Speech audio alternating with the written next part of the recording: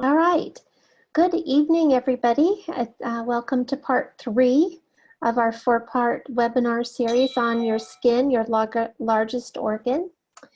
Tonight, we're going to be talking about some of the disease processes that you all have sent me questions about. So I'm turning off my phone here before we get started.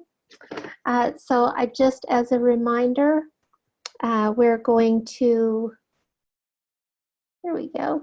We're going to be having kind of an interactive situation tonight.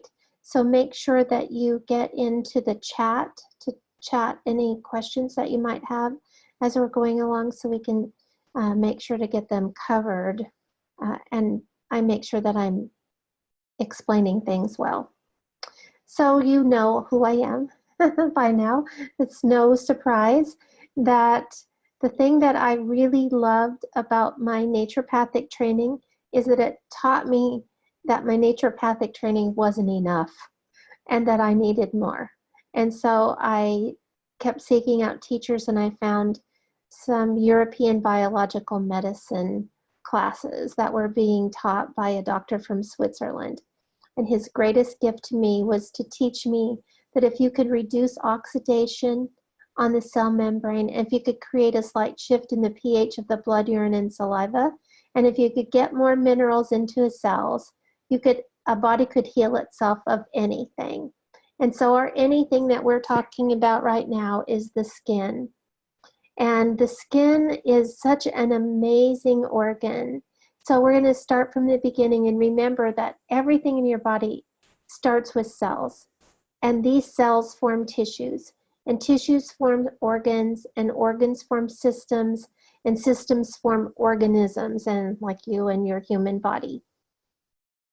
And these skin cells, as you can see in the round circle, they are very interesting skin cells.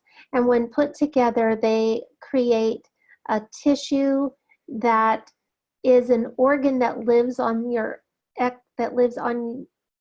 outside rather than being an internal organ.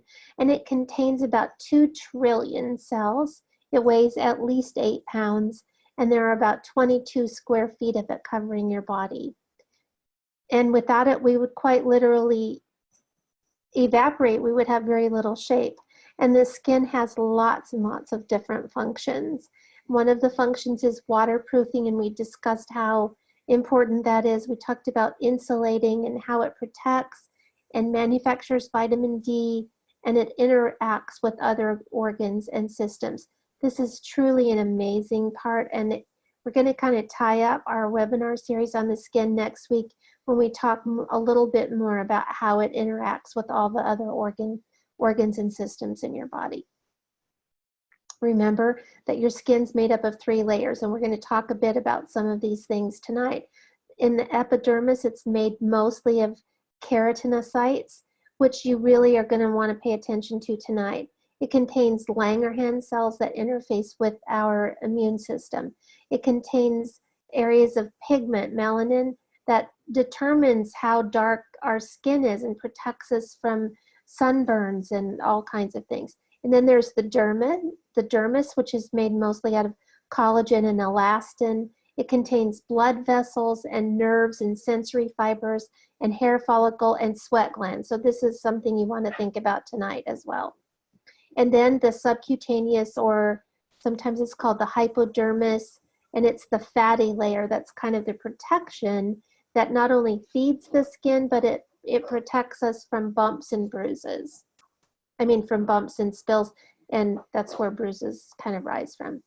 So skin cell progression is that about 5 weeks from the bottom layer of the epidermis to the top layer for sloughing off, and we lose an average of about 40,000 skin cells per hour. Now, when we talked about insulation, we talked about how important it is that these how important the blood vessels are, and that vasoconstriction and vasodilation help control our temperature. And I know that some of this picture, I don't know how it happened, but Anyway, I want you to look at the sebaceous glands in the dermis, because this is a really good example of it. And there's also some sweat glands, but we really are going to be concerned about sebaceous glands tonight. So take a good look at that. And here was our discussion on vasodilation and vasoconstriction. And then remember, the dendrites were the nerve cells in your skin, and that they protect us from getting too much damage, but they also protect us in a different way too, in that they help us sense things in our world. So dendrites are really important. These are the nerve cells. And that another layer of protection in our skin are the phagocytes. And phagocytes will gobble up all kinds of bacteria. This is going to be important for our discussion tonight as well. And then here's the melanocyte. Too many little syllables there. And this is those purple areas, the darker purple areas are important because it's here that you produce vitamin C from sunshine. I mean, vitamin D. Vitamin D is essential for all kinds of things, which we can get into at a later date in another advanced class. But if you use too much sunscreen, if you do not allow your skin to see the light of day, you will never produce enough vitamin D for your body. So if you're not regularly sunbathing, not during the part of the day when UV light rays are bad, but early in the morning, late in the afternoon, if you're not allowing your skin to experience the light of day, so to speak, you will not be producing enough vitamin D, and you will need to really depend on supplementation. So some of the diseases and problems of the skin from our first chart were acne, psoriasis, dermatitis, cancer, scleroderma, and dry, oily, or flaky skin.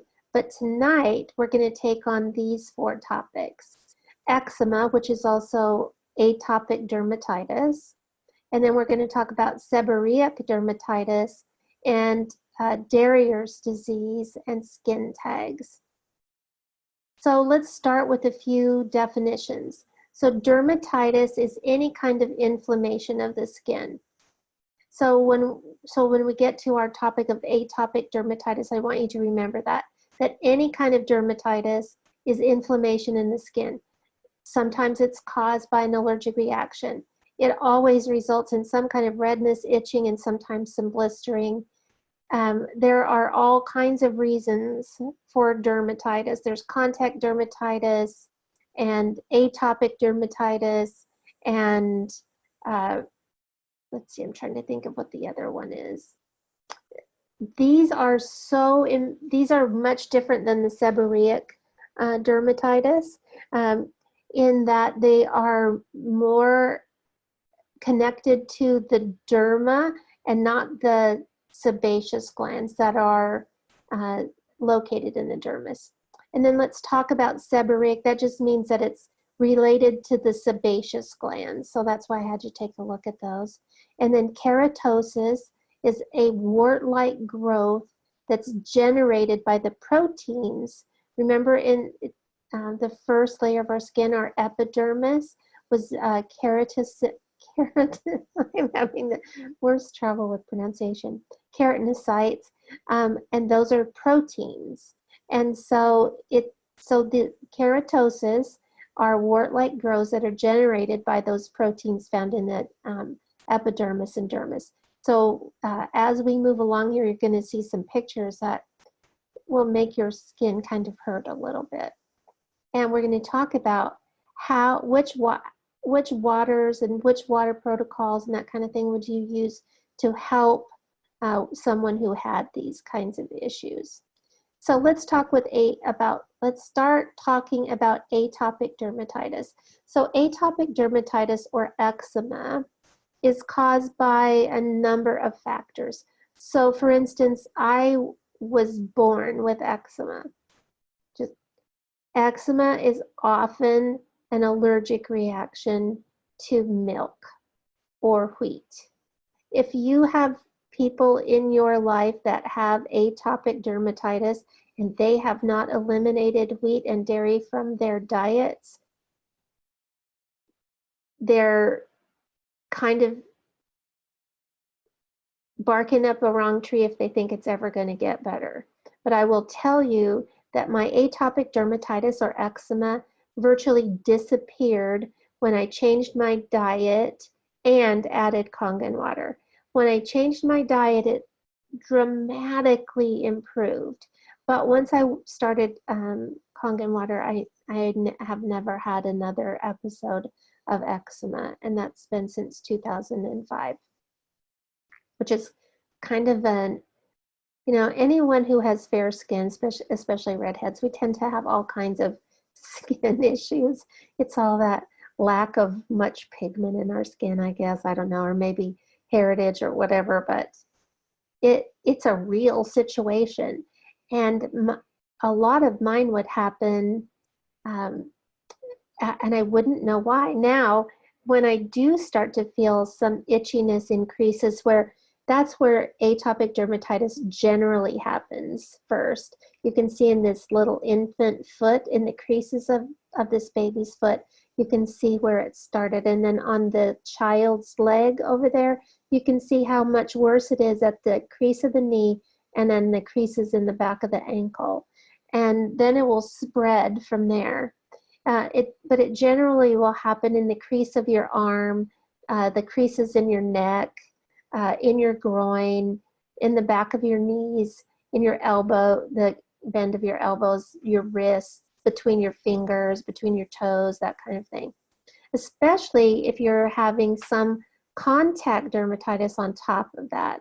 And so I found out that I was allergic to pineapple via contact of it. And I thought it was just happening to my skin until I did a parasite cleanse with a bunch of patients, and you could only eat pineapple or papaya for 24 hours.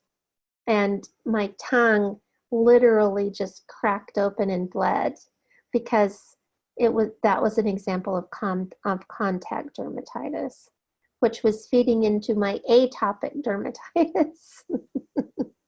So the joys of having one of those bodies that's good to experiment on.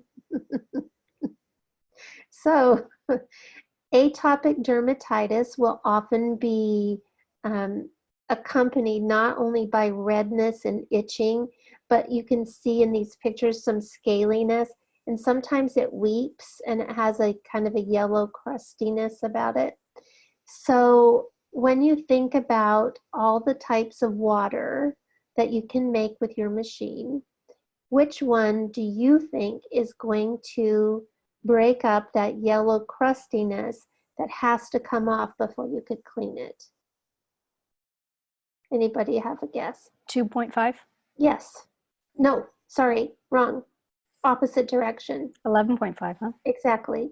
11.5 will emulsify that fatty, oily content that is in that yellow sebaceous secretion that happens with all kinds of dermatitis. So if you start with 11.5 to emulsify that, and then move on to 2.5 to disinfect the area. Because one of the things that happens is that now your skin is open to all kinds of bacteria, viruses, and fungus. And so, because it's got all these little cracks in it. So we want to do the same thing that our immune system would normally do. So our immune system would normally send the free radicals, which would be found in the 2.5 water, to kill those bacteria and viruses. So you remember the phagocytes that were eating up the yeast cells in that one picture? Well, those phagocytes are so overburdened when someone has cuts and cracks and fissures in their skin, because it's just constantly gobbling up the microbial invaders, that we need to give it some assistance. So in order to give it the assistance that it needs, we first have to remove that crustiness. Once we've got the crustiness gone, then we saturate the area with 2.5 water to help those phagocytes do their job. We're taking a little burden off.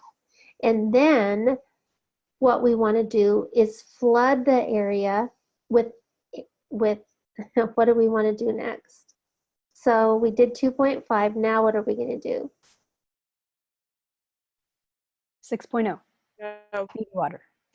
Not quite. That'll be the last step. So now we want to flood the area with antioxidants, right? Because we oxidized the heck out of it with 2.5 water. And now we're going to follow it with antioxidant water. Because if we continue to if we don't do that, because that's how our body works. Our body sends the invaders, and then it sends all kinds of antioxidants to the area to mop up the collateral damage. So that's the same thing that we want to do. We're going to remove that crustiness from the outside.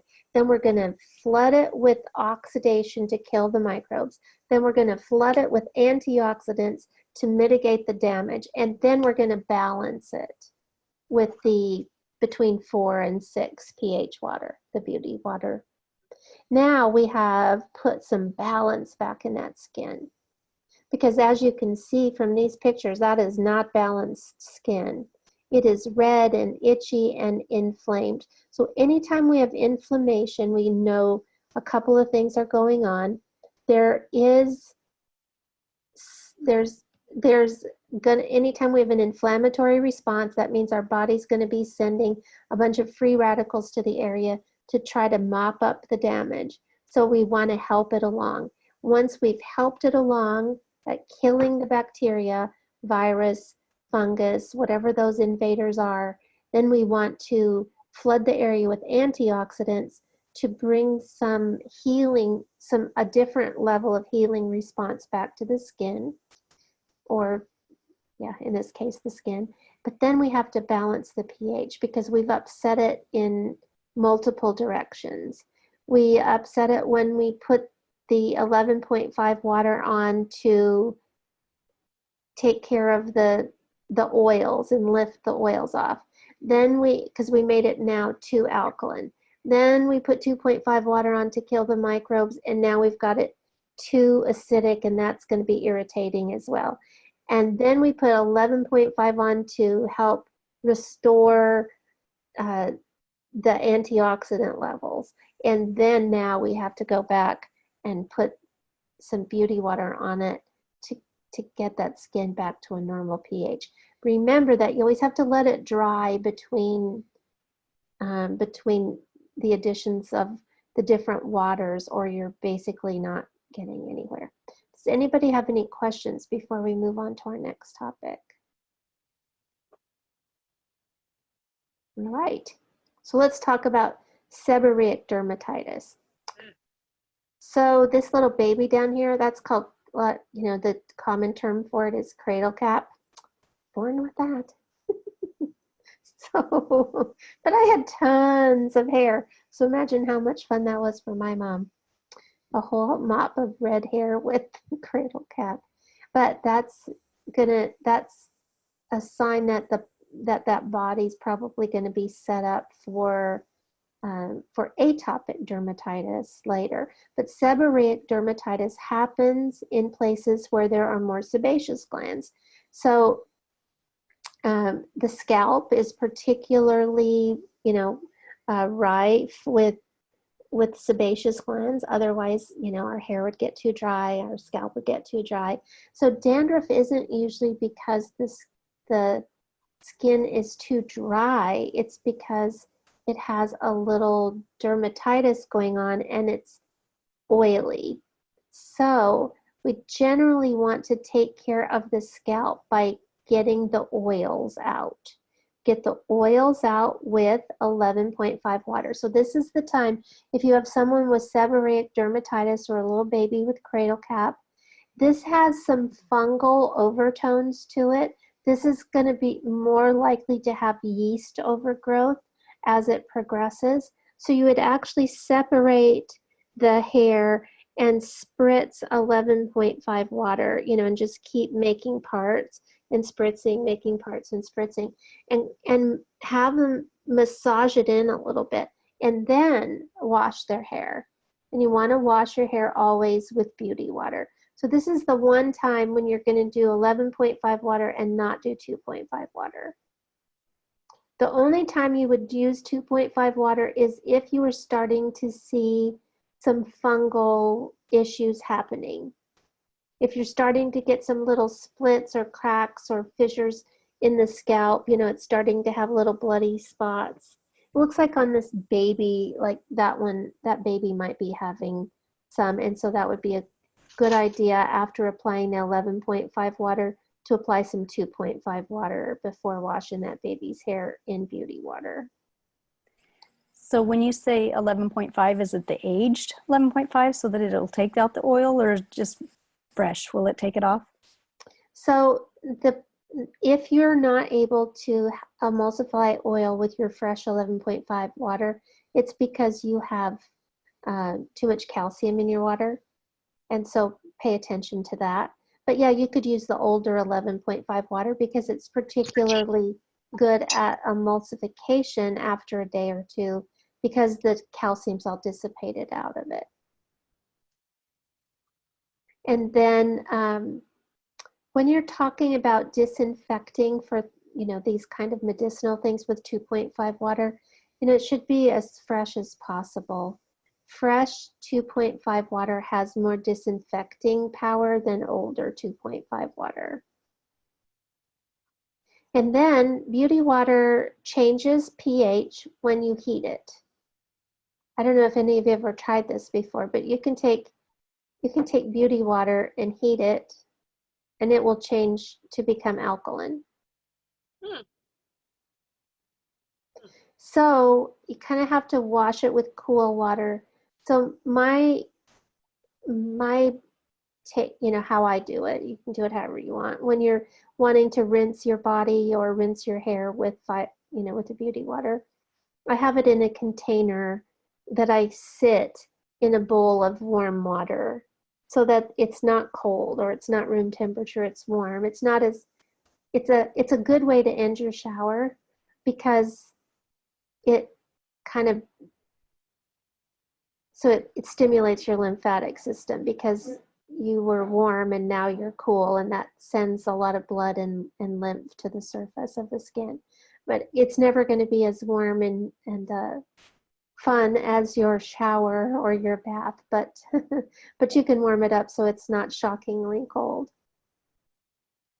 So seborrheic dermatitis is always going to have that oily component to it.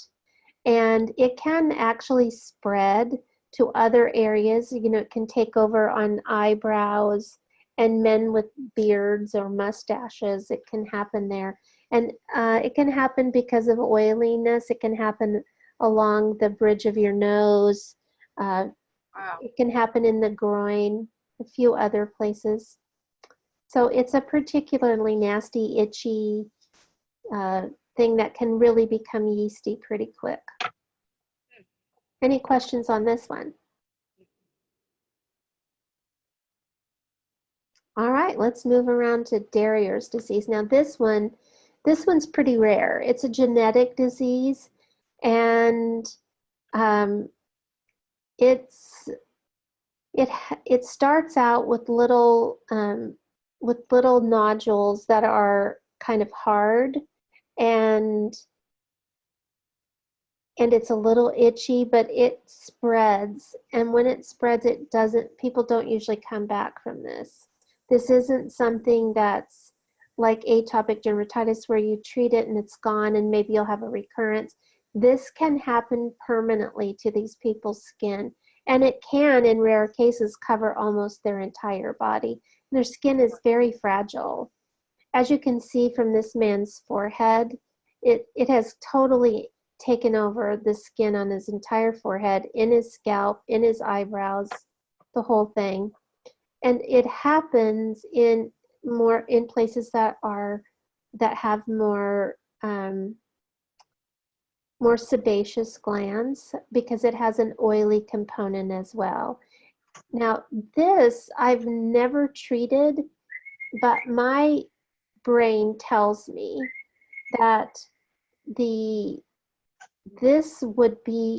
people would be great candidates for these skin protocols. Just imagine how fragile that skin is. You can see all the little breaks where it's bloody, and gotta believe that cannot be comfortable in any way, shape, or form. So just imagine the relief that they would get from just balancing the pH of the skin. So now you're going to use 11.5 water to get rid of all this crustiness, so their skin begins to actually look somewhat normal. Now you're going to kill the bacteria that's causing these fissures. Now, the other thing to think about is that when someone has trapped, it happens when sebaceous glands can get kind of backed up. So imagine if you're using 11.5 water, you're actually penetrating the skin, and it would allow the sebaceous glands to effectively get the stuff out instead of having it kind of trapped in there, causing these nodules that eventually start oozing this stuff out. And these people's skin smells bad. So imagine what a life sentence that kind of is, to walk around with this scaly, smelly skin. Talk about having your contact with the world be affected by the condition of your skin. So just imagine what kind of life-altering situation it would be if you could help somebody reverse this back to at least fairly normal skin. I mean, I have so much heartfelt compassion for these people. It makes me want to go find someone who has it just so I can try it out and see if there's anything that, what the possibilities are. But I have seen people with psoriasis and eczema that looked almost this bad. And their skin was cleared up in a pretty short period of time. Within a month, it looked like absolutely normal skin. Remember, it takes 5 weeks from the bottom of the epidermis until it's sloughed off. And if you remember your whole cell membrane talk, we have to change the cell membrane. So they've got to be flooding their body from the inside with water as well, so that the antioxidants are actually getting to the skin cells, so that we're beginning to change the quality and the health of the individual cells as well. Again, this looks very much like a problem with mostly dairy products. Now, I don't know if you know this, but there are 2 kinds of proteins in milk. I'm starting to see some TV ads about it. It's fairly new information, not like within the last year or so, but there are 2 kinds of proteins in milk. Some cows give A1 proteins, the Holstein cows, and the brown cows give an A2 protein milk. Now, when I was growing up, when I was really little, we had a brown cow, and I drank milk and I didn't have any problems. We got a dairy farm. They were almost all black and white Holstein cows. I started having some serious problems. I didn't realize, I just thought I was allergic to milk. And then when I tried some organic raw milk from brown cows, I can have it and it doesn't bother me, because I could always have goat's milk or sheep's milk, which has the same protein in it as the brown cows. So I would recommend, but when I see something like this, I recommend that people just drop all dairy altogether, because we don't know if they're allergic to A1 or A2 protein. Anybody have any questions about this? Yeah, I have a question. Sure. I am currently treating a 28-year-old girl that has Darier's disease, and she said she developed it when she was 20, Yes. and it's the worst it's ever been now. How And old is she? 28? she's 28 now, Okay. and it's mainly on her scalp, but it's also on her side of her neck and like kind of in her cleavage on her Right. chest. Anyways, her scalp is so bad, she's actually balding. And it was so thick with a crusty flakiness, and it was bloody underneath. Uh-huh. And I just kind of followed your eczema or psoriasis protocol in your book, and I just told him to spray it with 2.5 and then follow it with 11.5 and then follow that with Backwards. 6.0. But And that's backwards. You got to start with 11.5 and then the 2.5. oh, that's what I mean. I'm sorry. Yes. Okay. Well, okay. Yes, that is how I did it. Okay. Yes, and now the flakiness is completely gone. And yes, and the skin, the little broken, they're almost completely healed over. Perfect. She's also now though getting laser treatments as well, and I'm not quite sure why, because she was only using the spray for maybe 5 days, and it looked, I would say, 75% better. Wow. Yes, it was amazing. So a couple questions for you. Do you think that her hair is going to grow back? Not if she uses lasers. Oh, okay. I did. Okay. Now the dermatologist office actually has a Kangen water machine, so that was kind of funny. That is. I learned that. So then the other question was, how fresh do I want to be giving her fresh water in her spray bottles? Like, how long can they go? Well, the 2.5 water should be replaced every, if it were me, I'd replace it every 2 days. Okay. And the 11.5 water, because this is, I mean, there's two 11.5 waters that you need. You need the one that's lifting, and you need the one that's doing delivering some antioxidants.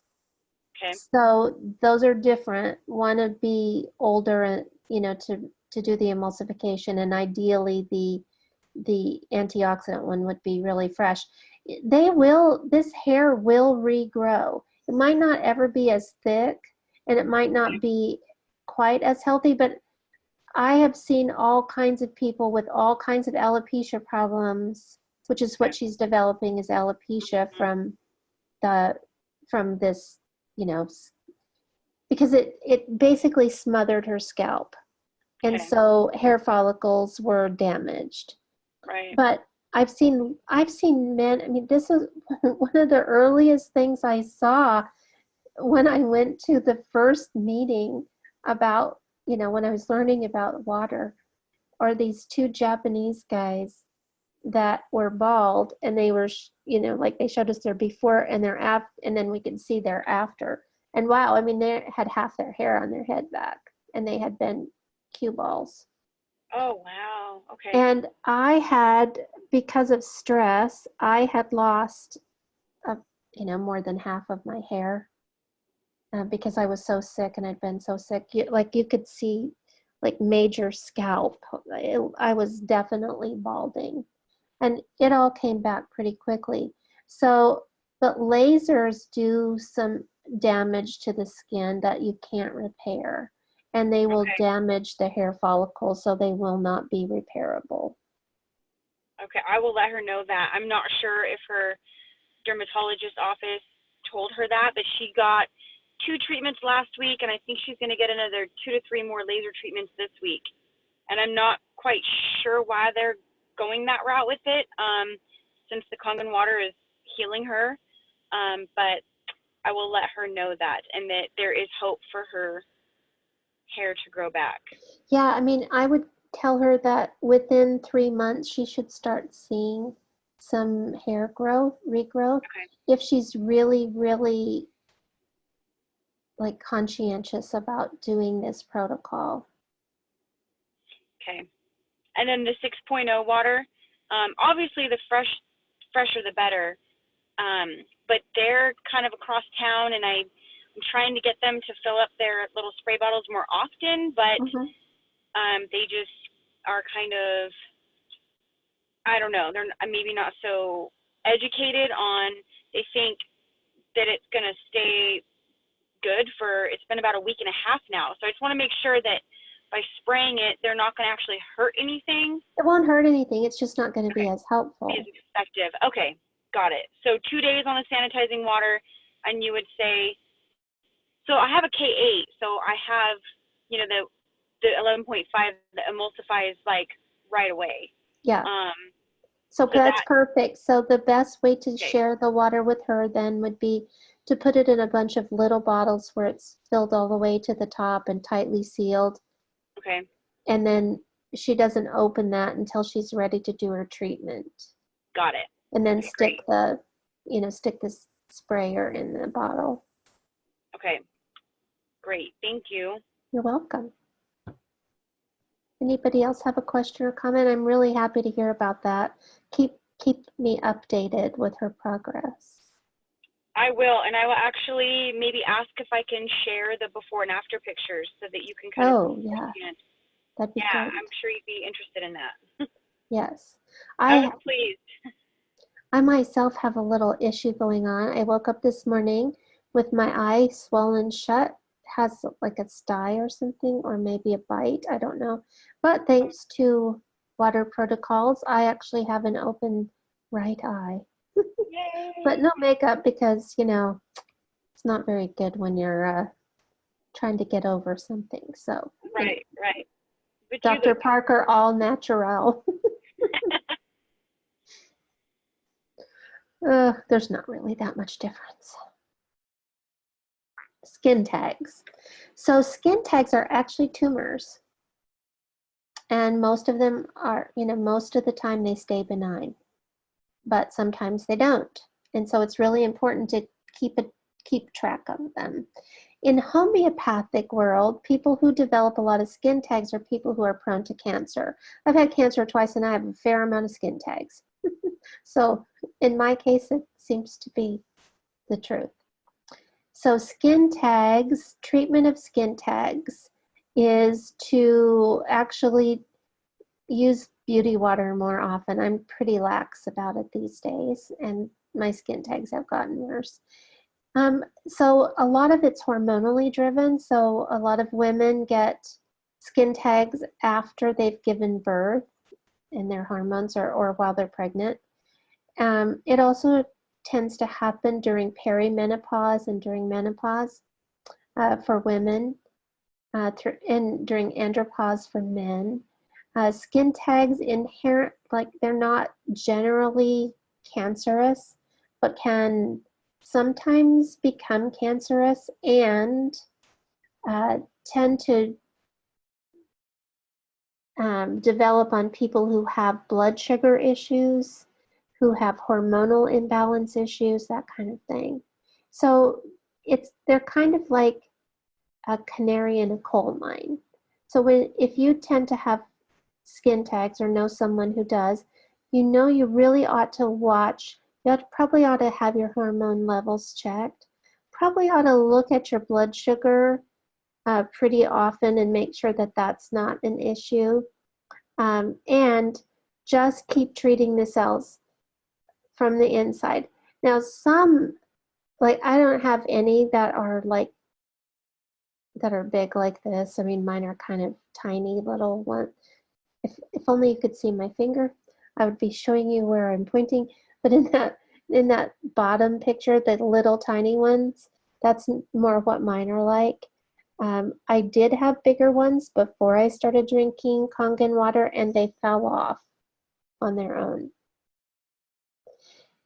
You know, your body will do remarkable things sometimes.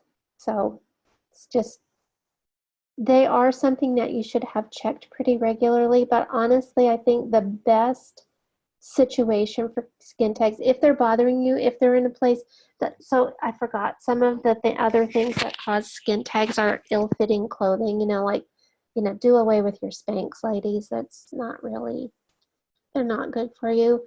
And so really tight-fitting clothes that rub or chafe will cause them.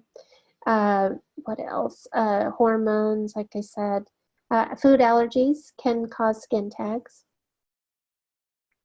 Anything that bothers your skin, you know, anything that, even things like using certain laundry detergents can start a skin irritation that can actually turn into a skin tag. Like I said, some skin tags will go away, some will fall off, some will just disappear and you don't even know what happened to them because it's not like you found them laying around anywhere. You just notice one day that they're gone. And that generally happens when you are using when you're using beauty water regularly at the end of your shower. Because I need you to remember that soap of all kinds is very alkaline and your skin is not. So when we shower, our city water is generally at least slightly alkaline. We're using soap that's quite alkaline. Now we're all finished, we dry off and our skin is dry. So most of us use lotion. But if you use beauty water, a spritz of beauty water first, before you put lotion on, you really change the pH of your skin. You put it back to the place it needs to be its healthiest and most moisturized. And then if you want to add some lotion, it's great.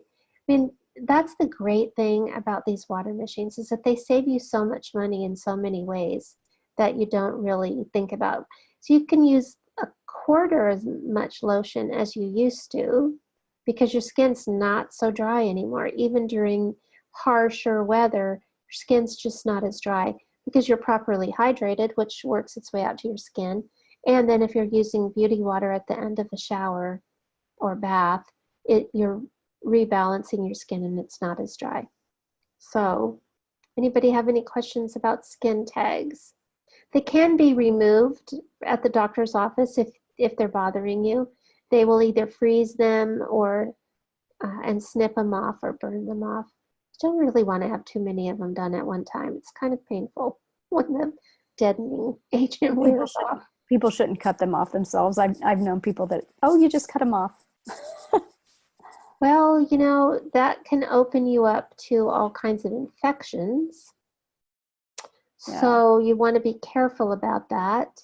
I guess if you were really armed with your water protocols for skin wounds, but yeah, it seems like that would hurt. Same with warts. Should they cut warts off? No one should ever cut a wart off. No, Okay. no. Good to know.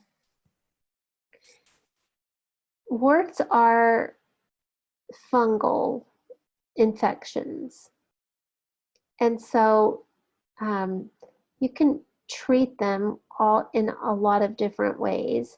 You treat the underlying cause of the fungal or yeast infection that you have.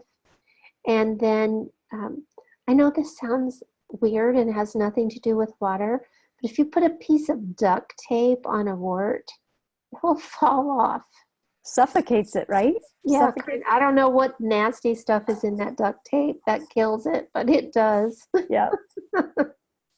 And then some tea tree or something. Yes, and tea tree oil is excellent antimicrobial agent for all kinds of things. Okay. Duct tape. What are you going to say? Anybody else have a question about skin tags or a comment? Nope. All right. So let's talk about this little slide for a second. This is where I want you to really just wrap your head around this so firmly, is that what we're always trying to do, no matter what the disease process, no matter what the illness, no matter what's going on, this is what we're trying to do. We want to make these daughter cells healthier with each new generation. So remember that when a cell divides and multiplies by mitosis, this is an illustration of mitosis. When that happens, what it's doing is, as you can see, in, you got a cell, and now you've got one that's dividing, and now it's further dividing, and now it's really dividing, and now it's divided. Well, every cell will make a cell that's identical to the parent cells. We'll make two cells that are identical to the parent cell. So if they're unhealthy, they have unhealthy babies or daughters. I'd like to call them maybe son cells instead. We don't need to all be everything to go back to women, right? So these daughter cells we have an opportunity to affect these daughter cells. We have an opportunity to change these two new daughter cells and to make them a little bit more healthy. So as they divide and multiply, they've got a slightly healthier couple of daughter cells.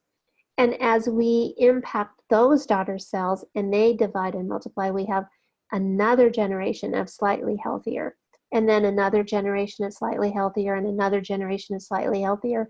And we just keep moving in that direction. So in some areas, it's going to go fast, and in some areas, it's going to go slower. But it is possible to make an impact to change everything on this very most basic cellular level. Because remember, the number one problem with most skin issues is that it begins with oxidation. Oxidation happens when we're bombarded by free radicals, 10,000 of them per cell per day, which changes the cell membrane. In this illustration, that cell membrane is semi-permeable and fluid, and it allows oxygen and water in. Now, one thing I've never really explained, and I'm going to get there in a minute, is this whole idea of being semi-permeable and why oxygen is so important in the cell. We'll explain that in a second. Here we are with the cell membrane that has changed and become thick and sticky, like the fat on the vent fan in your kitchen. Disgusting, doesn't allow much water in, doesn't allow much oxygen in, traps carbon dioxide in. Now, remember, I got it right here, when we're producing ATP, that's how our cells are fueled by ATP. So everything that happens in the cell requires energy. In a cell where there's not enough oxygen to do this little performance in the mitochondria here, what happens is that our cells change because they still have to have energy. And it might be low quality energy, but it's still energy, so the cell can still stay alive, unhealthy but alive. When we can't get enough oxygen in the cell, instead of burning carbohydrates in the presence of oxygen, the cell will ferment carbohydrates using carbon dioxide. It's like your cells are drunk. Drunk anything never functions very well, right? Drunk people don't function very well. You saw those birds that were eating, I don't know if you did, but I did, some berries back east that were fermenting because of the weather changes. And these birds were eating these fermented berries and flying into windows and acting all crazy like they were drunk. They were walking around and falling over, just like people do when they're drunk. Same thing happens in our cells. This is why this whole idea of pH got so popular, is because of this fermentation process. Well, the fermentation process is not a result of the wrong pH in the cell. It's a result of having not enough oxygen in the cell, which is a result of having a non-functioning cell membrane. So this is where the pH story got all, we think we know everything, and we think we know something, and it just extrapolates and it builds and it builds and it builds. Well, this is how that pH story, that you've got to alkalinize your body. What we needed to do was oxygenate it. One of the only ways we could do that was to change the cell membrane. So now you know better, right? Now you know better. So oxidation leads to dehydration, which leads to inflammation, and all we have to do to reverse that is use some antioxidants. And the perfect antioxidants are found in Enagic's water. And it's not in all ionized water, but in high quality ionized water, because when water and electricity comes together, it produces some interesting things. It's going to give us more oxygen. It's going to give us this all-important hydrogen. And while the ions create the pH changes, it's the hydrogen that creates the antioxidants. So we really want to concentrate on high concentrations of hydrogen gas, because in the presence of platinum, hydrogen gas will give up its electrons and give us what is ideally the best antioxidant. Because as a free radical that's lost its electron and becomes obsessed with finding another one, if we can just give it back its electron, then we're in perfect shape.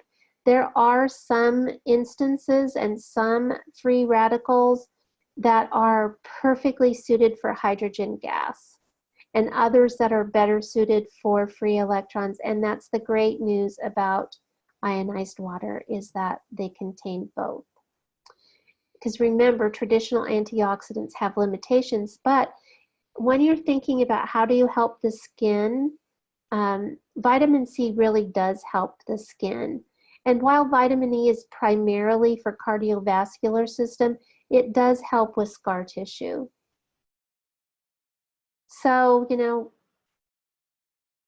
we've been talking a lot about the protocols in this book. If you don't have that book, please be sure to order it, because this is that downward spiral of illness, which this illustration is actually in Turning Back the Hands of Time. So if you don't have that one, you might want to get it too. It just takes you through what's happening in the skin. In all these skin diseases, this is exactly the path that happened.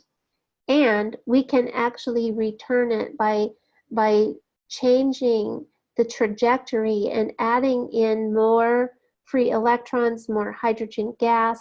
We're going to restore the hydration, which will balance the pH. We're going to increase the levels of oxygen so that more energy can be produced by the cells. And when our cells have enough energy, they become high functioning, and then the tissues are revitalized. And this is how we impact the health of people all over the world. Let's see who's got questions here.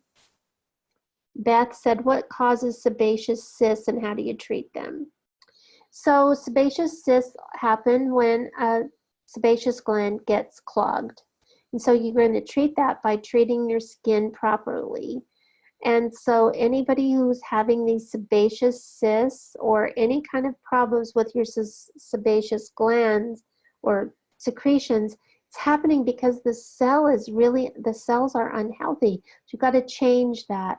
You're going to change that from the inside, and from the outside, you're going to remove those sebaceous, that oily kind of crustiness that happens as sebaceous glands leak once because the fat in them is thick and sticky too. That's why it's not coming out properly, and that's what's causing it to be trapped. So then just using 11.5 to emulsify the fat, and then beauty water to balance the skin. That's how I would treat that, Beth.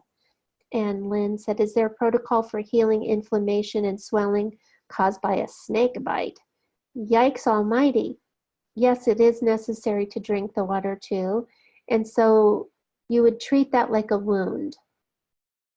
So you do the protocol for wound care for a snake bite, because you actually have a penetration. What, Lynn, was it a venomous snake or a non-venomous snake? And so, so on Darier's disease, we're going to just go over that one more time. 11.5, 2.5, 11.5, and 6.0. That's the that's the progression for that particular situation. And Robin is 6.0 for scar tissue, 1 week old injury protocol. Yes. So so beauty water, that 4 to 6 pH, whatever your machine is making, will really help with scar tissue. Scar tissue and a combination of vitamin E and vitamin C is really helpful. But like I told you, I have this terrible scar on my arm, and that looked bad for years. And I noticed when I started drinking Kangen water and using the beauty water on my skin, the quality of that scar is amazingly different. And I have feeling back in it. And the protocol for warts, you would want to use 2.5 water on a wart pretty regularly, unless you want to use duct tape. So anybody else have a question?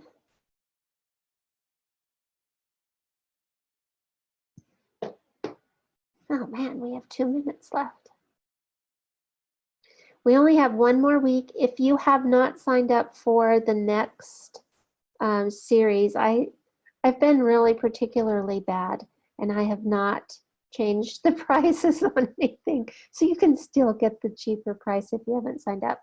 Now, we did have a little trouble with getting all of these webinars available, but I'll be sending out a link tonight, if not tonight, first thing in the morning, that gives you what you need, the code you need to get in, which is water1234.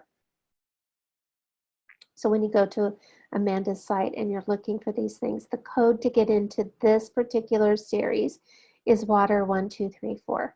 Now, the good thing is that all of these 4 webinars, they're going to be up for a total of 4 weeks. So they're up now, and so for the next 4 weeks, they'll be up and available. Since we kind of got a late start, we're going to leave them up a little longer for you.